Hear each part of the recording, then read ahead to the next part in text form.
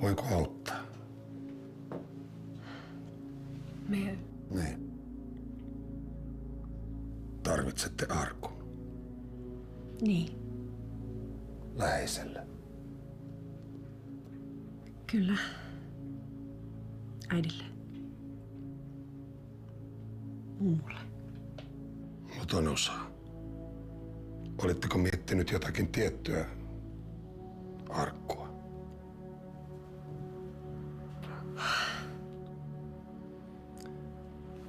Tulkaa.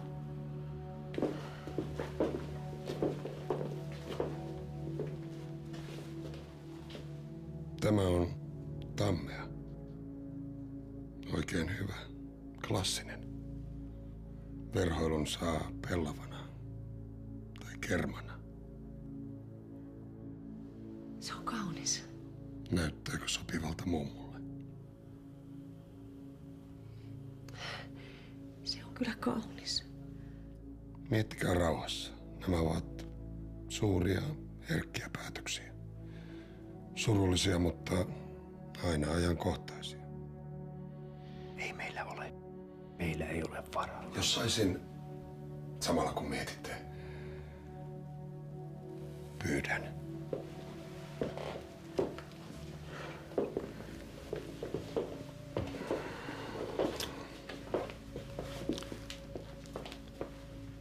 Honkaa.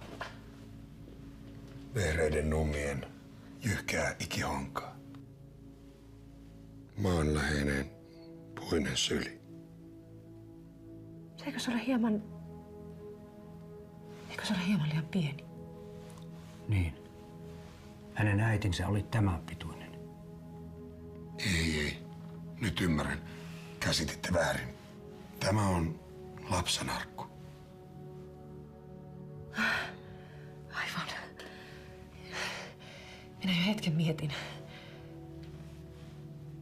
Miksi me sitä katsomme? Se on tarjouksessa.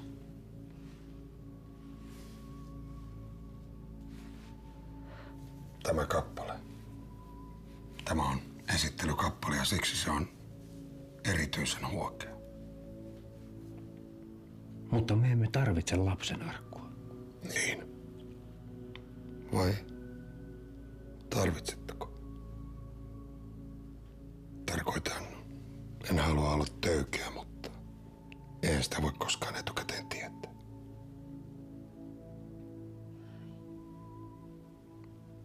Haluaisitko kokeilla? Näyttääkö sopivalta?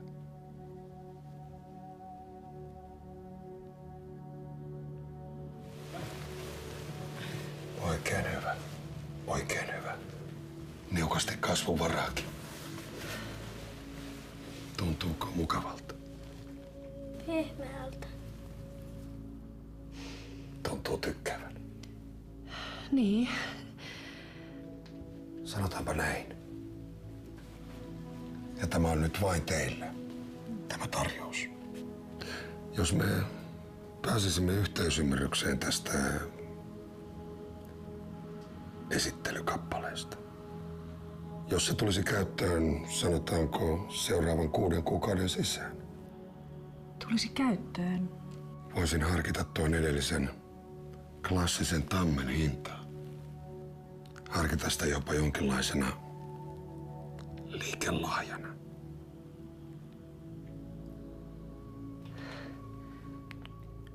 Mutta nyt se siis pitäisi saada... Käyttöön. Kyllä. Jalkatila on hyvin niukasti. Tuskin ollenkaan. En nyt oikein tiedä. Jospa hän jäisi tänne. Kokeilemaan. Totuttelemaan hieman. Miltä sellainen kuulostaisi? Se on kyllä kaunis.